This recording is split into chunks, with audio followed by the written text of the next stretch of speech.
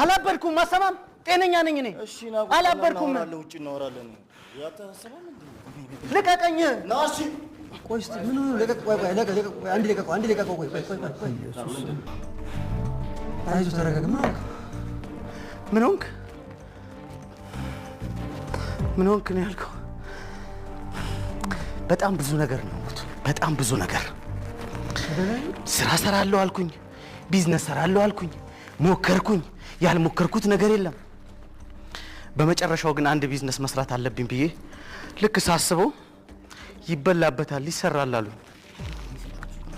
ከዛ በኋላ ገንዘብ የለኝም እጄ ላይ ምንም አይነት ሳንቲም የለም አባቴ 2 በሬዎች አሉት አባቴ በሬዎቹ ከሁለቱ በሬዎች አንዱን በሬዎች ሽጦ የኔን ቢዝነስ ማስጀመር እንዳለበት አሰብኩ ከዛ በኋላ ገባውና ክፍለ ሀገር እናቴ ዘመኔን ሙሉ ስከስር ኖሬያለሁ አሁን ግን አንዱን በሬ ይሽጥልኝና ይሄን ቢዝነስ ልጀምር ለአባቴ አሳምኝልኝ አልኳት ማንንም ሰው አይረዳኝም ከዛ በኋላ እናቴ አባቴን አሳመነችው በሬውን ሸጠልኝ መጣው አዲስ አበባ ይበላበታል የተባለውን ስራ ልሰራ ልክ ከመጣው በኋላ ቢዝነሱን ጀመርኩ ከአንድ ወር በኋላ ድጋሚ ከሰርኩ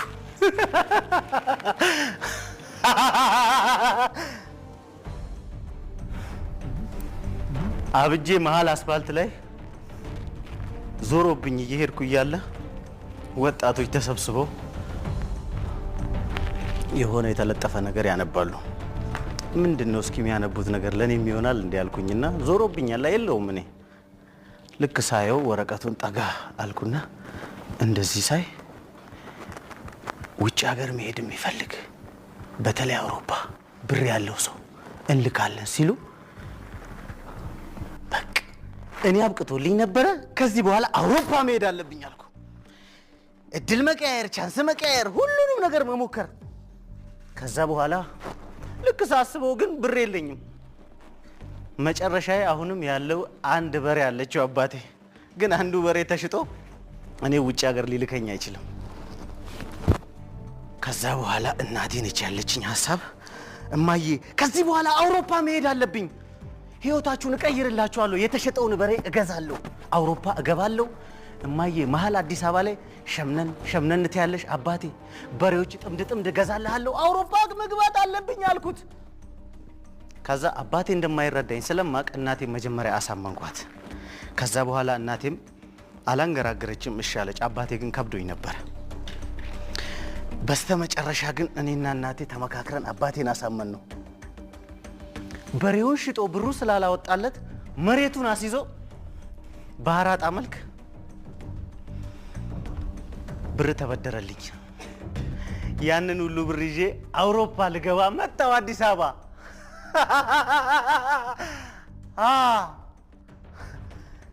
ከዛ ተበላ ተጠጣ ፈታል በቃ አውሮፓ ልገባ ነው መጣው አዲስ አበባ መጣው እዛ ያየሁት ቢሮ ሄድኩኝ እንደ ሄድኩኝ አውሮፓ ትልካላችሁ አይደለ መጀመሪያ አይቼ ነበር አዎ ቅድመ ክፍያ ከፈል አደረኩ ከዛ በኋላ ጓደኞቼ አውሮፓ ሊገባ ነው አሸ ሊበረግድለት ነው ሰርግ ነው በቃ እኔ ጋር በቃ ፍቅረኛም አለችኝ ከሷ ጋር እንበላለን እንጠጣለን በቃ ላይፍ ሌላ ጉዳይ ነው አውሮፓ ነው አምገባው ላይፍ ሊበረግር ነው ከዛ በኋላ ነገሮች ቀስ በቀስ እየሄዱ ባለበት ሰዓት የመጨረሻ አንድ ሳምንት ነው የቀረህና ቢሮ ትፈልጋለህ አሉኝ ሄድኩኝ የመጨረሻ ክፍያዬን ይዤ አንድ ሳምንት ነው የቀረህ የመጨረሻ ክፍያህን ክፈል አሉኝ ከዛ በኋላ ፈራው ያን ሁሉ ብር እንዴት ልክፈል በምን ልመናቸው አልኩኝ ደነገጥኩ ሳስበው ግን ትላልቅ የቴሌቪዥን ፕሮግራም አቅራቢ ሰዎች ማስታወቂያውን ሰርተውታል እኔ እንዴት ፈራለሁ እንዴ እሱ አስተዋውቆት ብዬ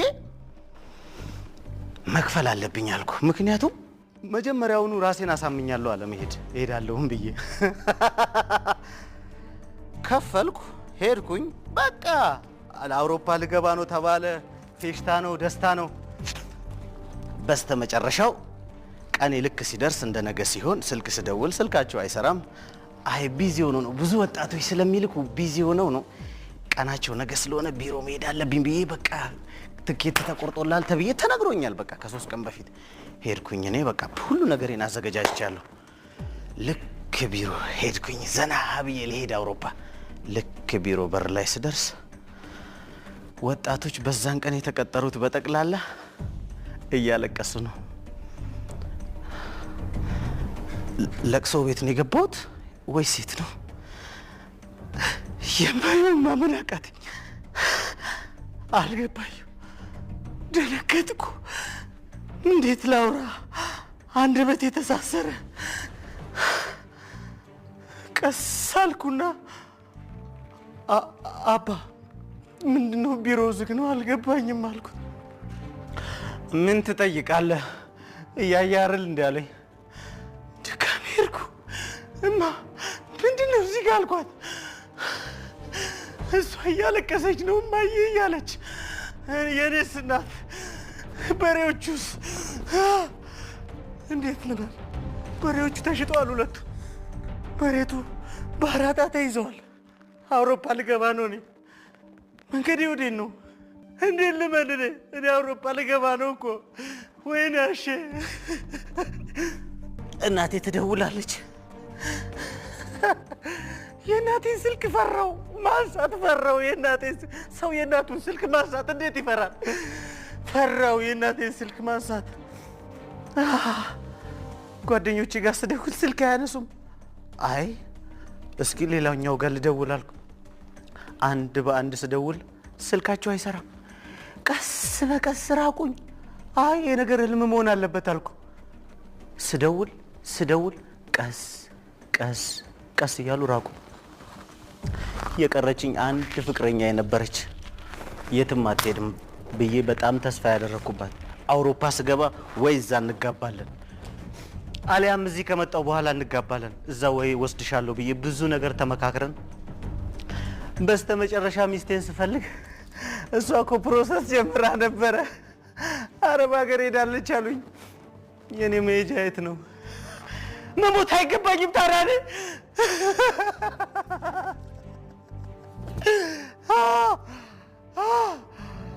ሞት አይገባኝም። ለእኔ ሞት ብቻ ነው የሚገባኝ። እና ምንድነው የምትሉኝ? መጨረሻ ሞት ብቻ ነው።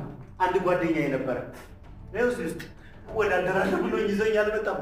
ከዛና ለአንተ ላይፍህን እዚህ ትቀይርበታለህ። ምንድነው የምትሞተው? መኪና ውስጥ ምን አስገባህ አለ። እኔ ላይነት ማለት ነው የሱ ውድድር። ልክ እዚህ ስመጣ ግን ግንፍል ነው ያልኩት። አገነፈለኝ። ለእኔ መጨረሻ ሞት ብቻ ነው።